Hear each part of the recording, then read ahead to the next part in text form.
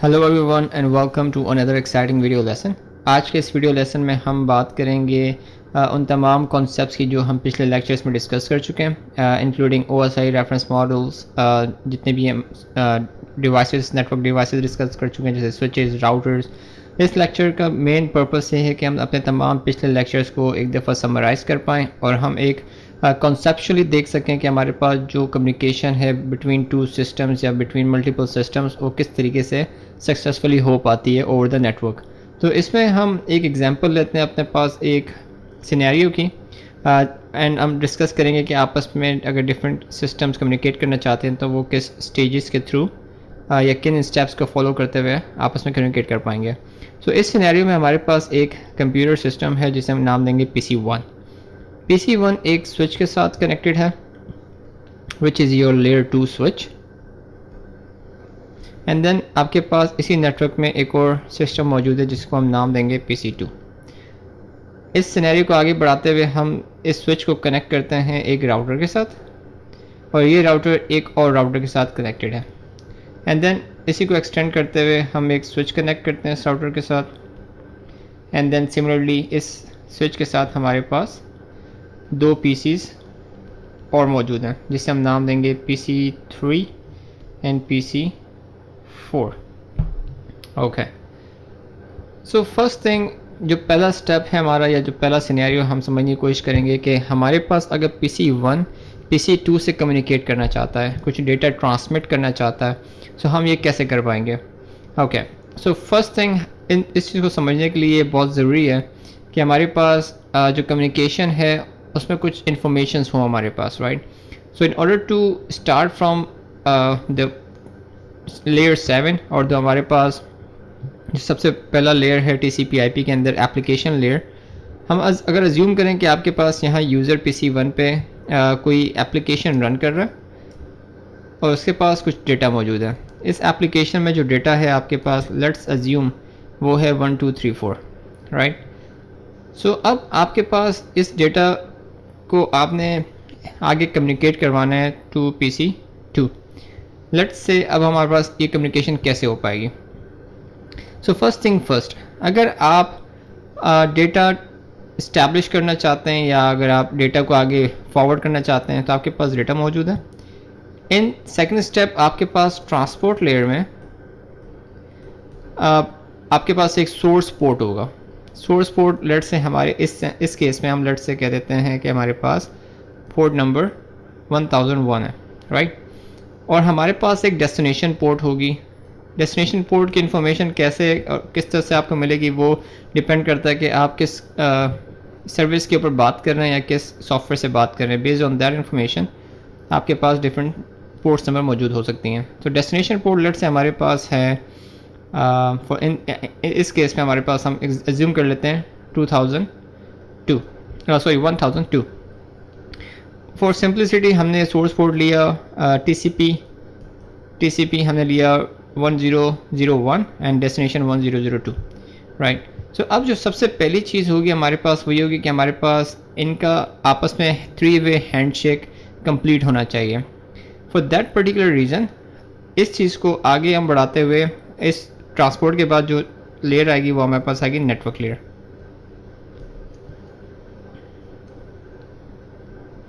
Network layer में हमारे पास सोर्स IP, अगर हम अज्यूम करें कि हमारी PC की सोर्स IP है 10.1.1.10 और PC2 की है 10.1.1.11, राइट। सो हमारे पास जो सोर्स IP आएगी वो आएगी 10.1.1.10 और डेस्टिनेशन IP हमारे पास होगी 10.1.1.11।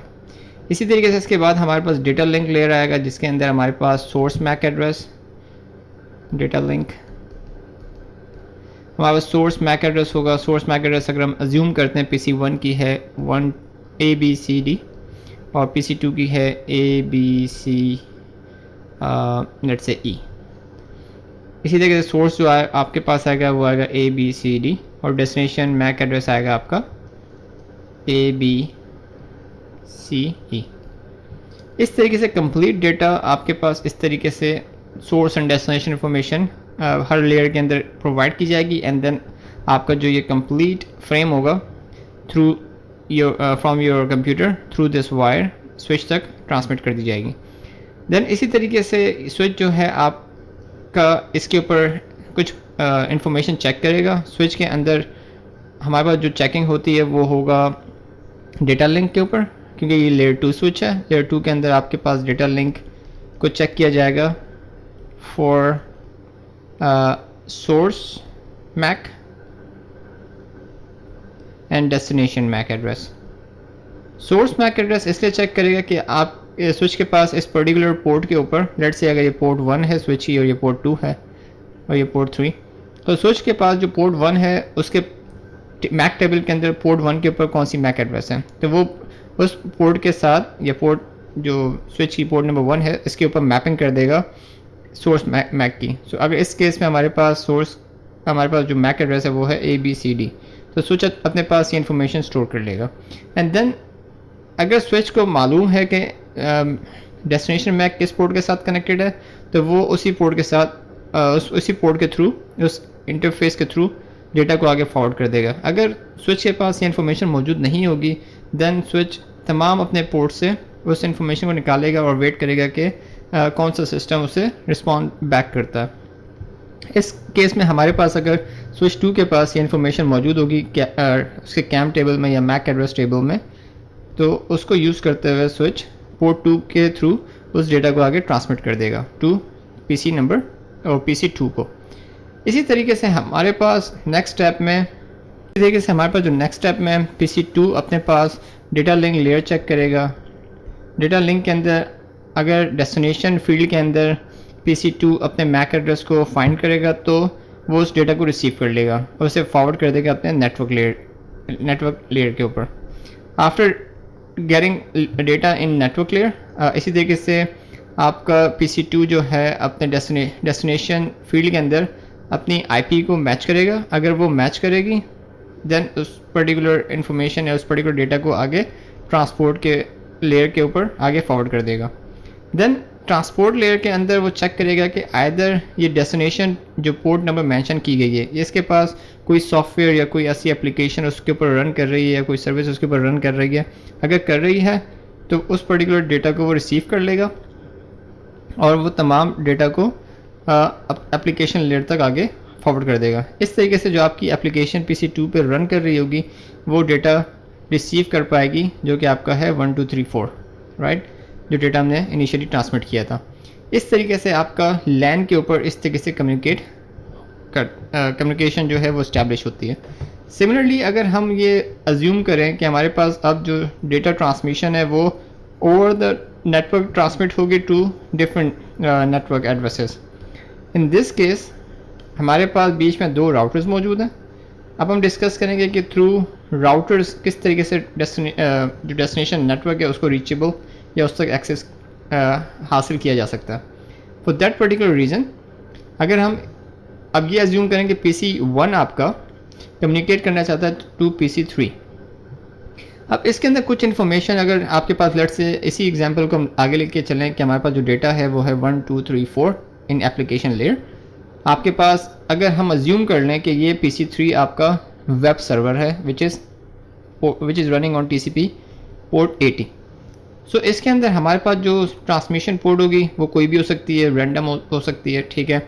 इस एग्जांपल में अगर हम इसको क्योंकि हम पिछले एग्जांपल में 1001 यूज़ कर चुके हैं, सो फॉर दैट रीज़न हम इसको चेंज कर लेते हैं। इस दफ़ा हम इसको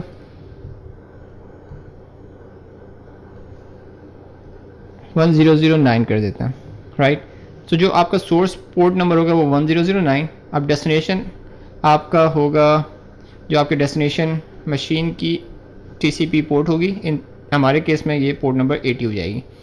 सिमिलरली फिर नेटवर्क के ऊपर आपके पास जो सोर्स मशीन है, हमारे केस में PC 1, इसकी इन्फॉर्मेशन आ जाएगी। डेस्टिनेशन के ऊपर डेस्टिनेशन की IP एड्रेस आ जाएगी। इस केस में अगर हम कहें कि हमारे पास ये नेटवर्क है 20.1.1.1, तो आपके पास जो IP आएगी डेस्टिनेशन की, इस दफ़ा वो उस मशीन की आएगी जहाँ पे आपने डेटा ट्रांसमिट करना है।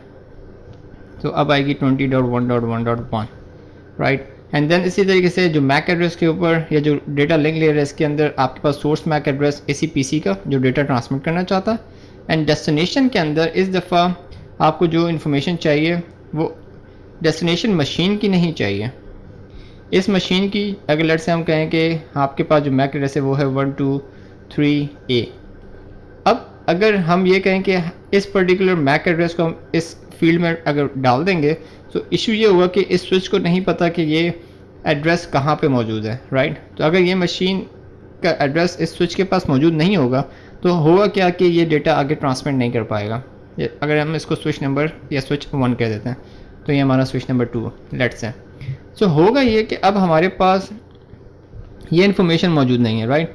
सो अब होगा ये कि हमारे पास बेस्ड ऑन आर्प हम कह सकते हैं कि हमारे पास जो अब एड्रेस ऐड किया जाएगा डेस्टिनेशन मैक एड्रेस वो इस राउटर के इस इंटरफेस का मैक एड्रेस होगा। फॉर हम इस एग्जांपल के लिए हम यहाँ पे ये कह देते हैं कि हमारे पास जो मैक एड्रेस है इसका वो है ABCF, ठीक है। और इसके इस पर्टिकुलर राउटर के इंटरफेस के ऊपर जो हमने IP असाइन की हुई है वो होगी सेम नेटवर्क की 10.1.1.1, राइट। सो अब होगा ये कि आपका जो PC1 है वो डेस्टिनेशन मैक एड्रेस की जगह पर इस राउटर का मैक एड्रेस ऐड कर देगा ABCF। अब इस तरीके से ये पूरा जो आपका फ्रेम है वो रेडी हो जाता है एंड देन PC1 उस डेटा को आगे ट्रांसमिट करेगा स्विच नंबर या स्विच 1 पे। स्विच 1 अपने पास डेस्टिनेशन मैक एड्रेस की बुनियाद के ऊपर डिसीजन लेगा कि ये पर्टिकुलर मैक एड्रेस कहाँ पे मौजूद है। अगर ये अपने राउटिंग अपने मैक एड्रेस टेबल में देखेगा कि पोर्ट नंबर 3 के ऊपर ये पर्टिकुलर मैक एड्रेस मौजूद है तो वो उस पर्टिकुलर पोर्ट को यूज़ करेगा फॉर डेटा ट्रांसमिशन। और इस तरीके से राउटर आपका जो है लेट्स से इस हमारे एग्जांपल में हम इसे राउटर 1 कह देते हैं, राउटर 1 के पास उस डेटा को आगे फॉरवर्ड कर देगा। अब राउटर 1 अपने इसी तरीके से इस डेटा को इस पूरे फ्रेम को रिसीव करेगा और वो चेक करेगा कि डेस्टिनेशन में जो उसका मैक एड्रेस है अगर मैच करेगा तो उसको रिसीव कर लेगा डेटा को एंड देन उसे नेटवर्क लेयर पे आगे फॉरवर्ड कर देगा। नेटवर्क लेयर में चेक करेगा कि आइदर ये डेस्टिनेशन IP कहाँ के लिए जा रही है। अब यहाँ पे आप देख रहे हैं कि राउटर का काम ये है कि डेस्टिनेशन IP को देखे और उस डेस्टिनेशन को अपने पास अपने राउटिंग टेबल में चेक करे।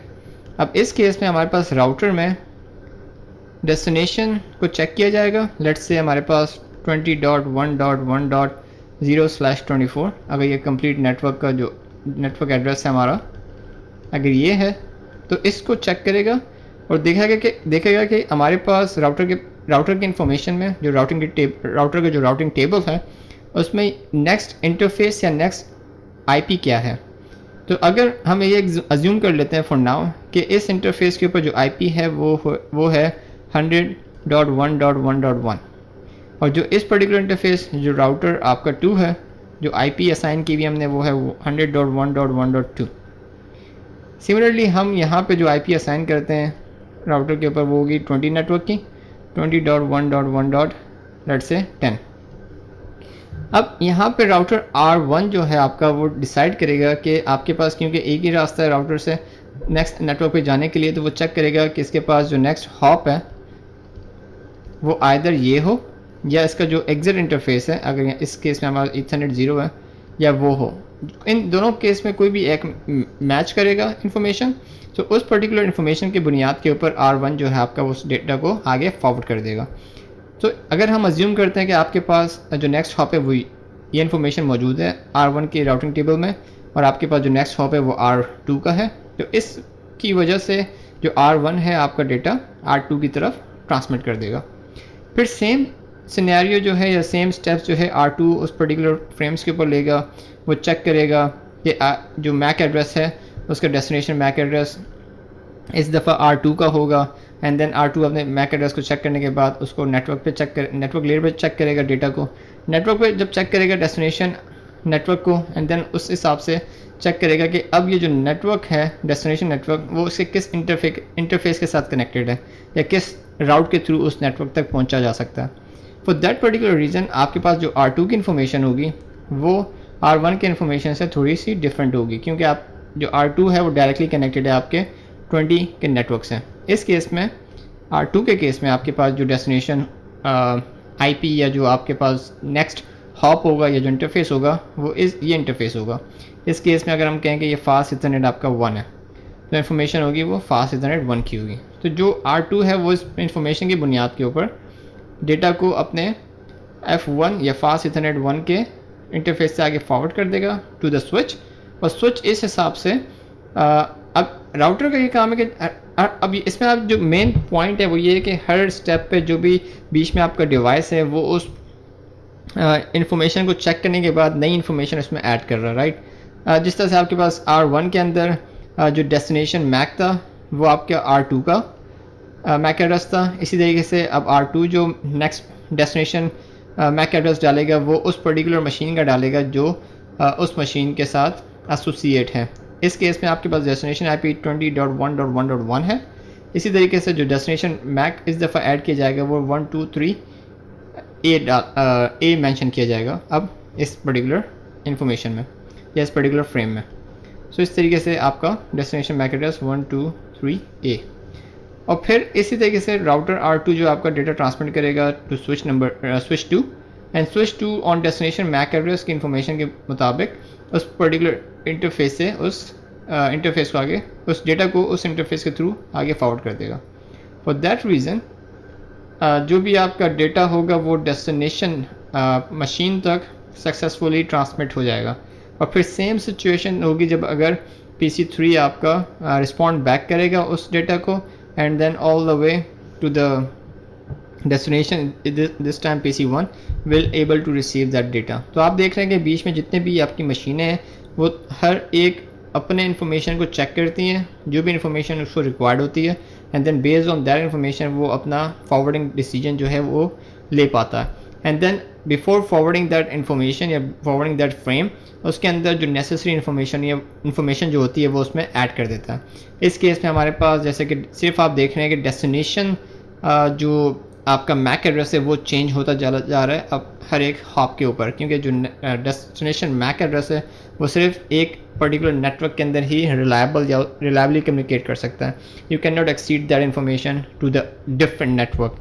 सो that's the thing, that's the whole idea of, या इसके अंदर जो कंप्लीट सिनेरियो जो हमने डिस्कस किया इस लेक्चर के अंदर वो यही कि किस तरीके से हर स्टेप OSI या TCP/IP के लेयर्स के ऊपर इंफॉर्मेशन चेक करके डिसीजन ले पाता है। So I guess that's all for this video and I am gonna see you in the next one.